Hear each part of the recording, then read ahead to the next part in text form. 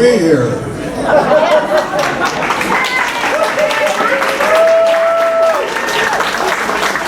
I think the most common question that everyone asks is, what's the secret to reaching 100?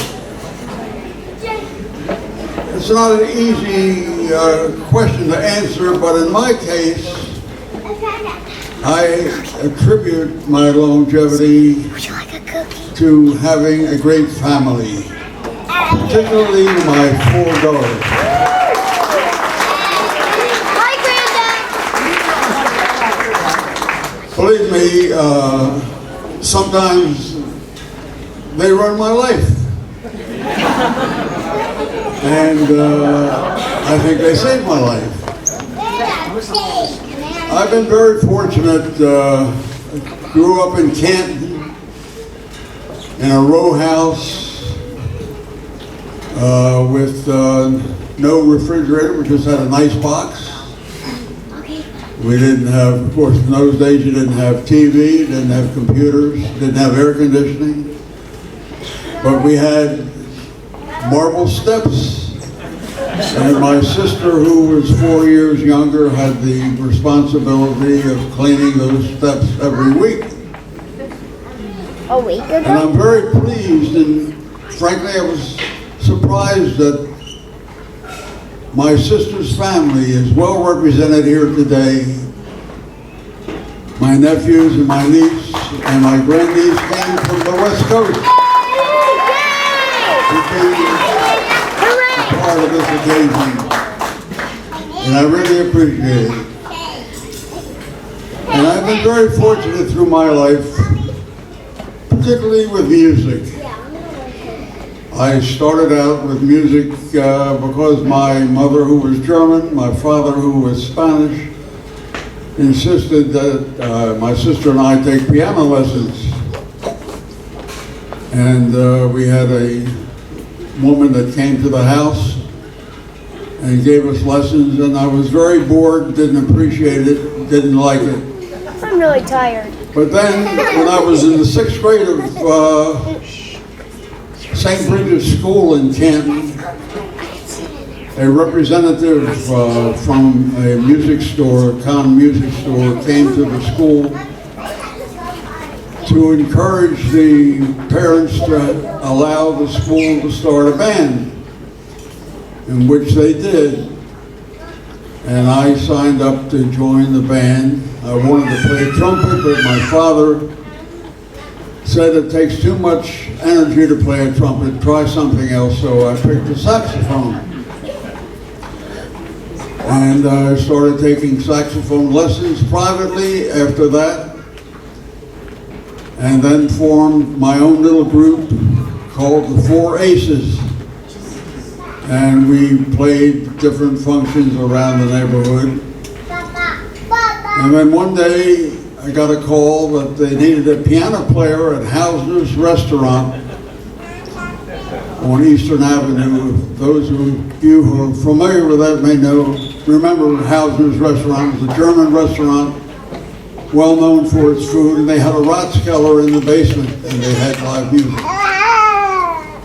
I was auditioned to play piano there, and I passed the audition.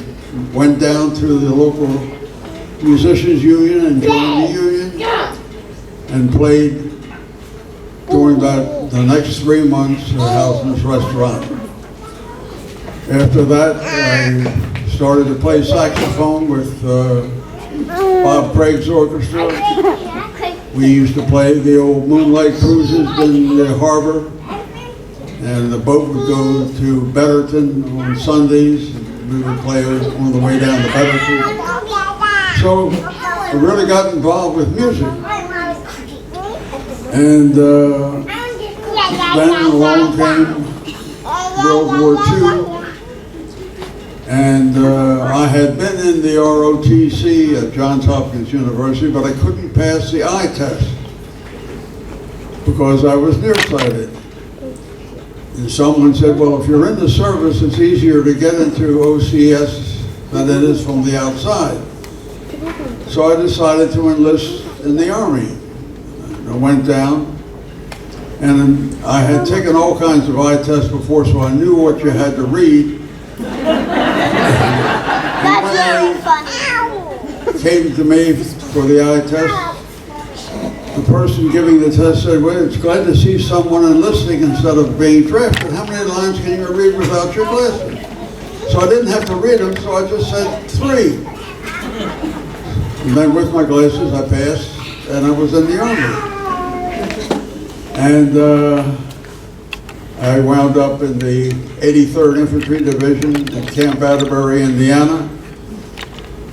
But I wound up as a rifleman in the infantry. And I was always looking for other opportunities to move ahead. Oink. So I applied for officers training, officers candidate school. And when they interviewed me, they started asking me all kinds of questions about infantry tactics. And they said, you know, if we accept you, you have to go into the infantry OCS. I said, no thanks. I'd rather go into something else. But then the Army started a program called ASTP, the Army Specialized Training Program. So I applied for that. They sent me to Ohio State University for a month, where I had to take all kinds of tests, and I was accepted for that program. But at the time I was a sergeant, and you had to resign, give up your stripes in order to go into the program. And at the end of the program, you were supposed to become an officer. I passed all of the tests at Ohio State University and wound up, believe it or not, in Westminster, Maryland, at Western Maryland College. And that was great for me because I was able to come home on the weekends if I wanted to. And the program was going along, and I was there for 9 months when all of a sudden they decided to terminate the program because the war wasn't going too well over in Europe at the time. And when they terminated the program, we were all shipped out.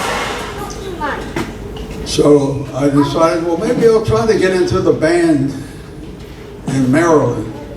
And I got in touch with a band leader that was in the band of Edgewood Arsenal in Maryland.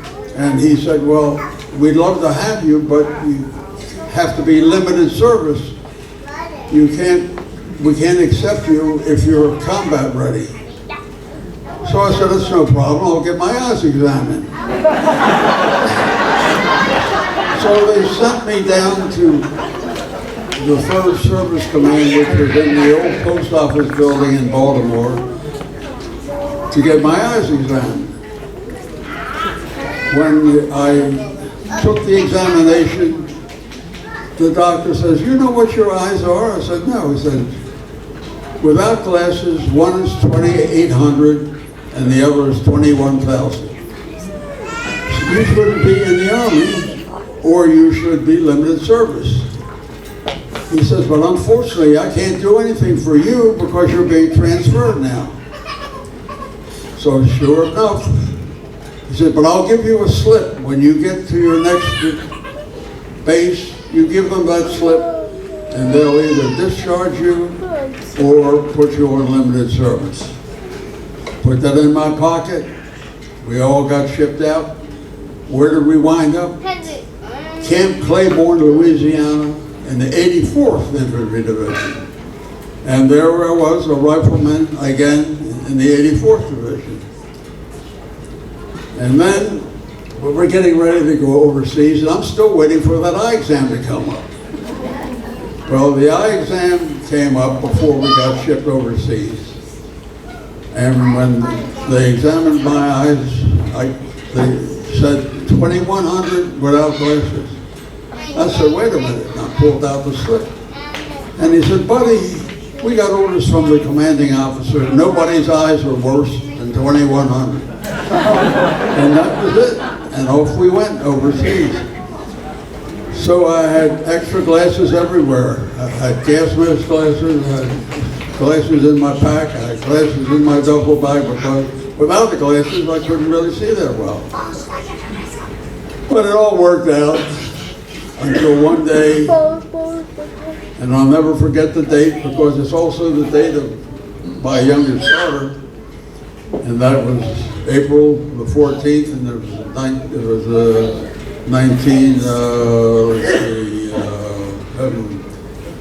war ended at 45, and we were in a convoy in Germany going towards the Rhine River when we were attacked by the Germans.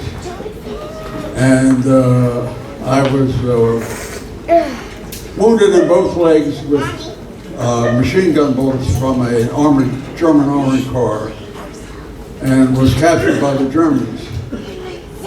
And it was an unusual situation because this was 3 weeks before the war ended in Germany. And they put me in the basement of a building, a house. I didn't get any medical treatment. I got shot in both legs. And I used to be able to speak German pretty fluently because I had spent 3 months in Germany when I was a child, visiting my relatives in Germany. My mother was German. And they asked me to interpret, and I did. And the Germans wanted to leave because they knew the war was almost over, but they didn't want to leave because in that town there was a camp of displaced persons, Russian displaced persons, and they were afraid that if the Russians knew they were leaving, they would break out and probably do some damage to the people in the town. So they made a deal to give a pistol to one of them, a lieutenant who was captured with us, and he agreed that he would not let them out of the camp until the next division came up, which was the 102nd Division behind us, and rescued them. And that's what happened. So I didn't get any medical attention for 24 hours until the 102nd Division came up, and that's when I got treated. Well, to make a long story short, after that they flew me to England, and I spent 1.5 years total in the military hospitals while my legs healed up. And I had plenty of time to think of what I was going to do.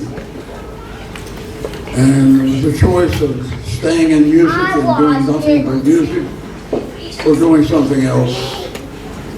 And I was in bed 9 months studying in traction.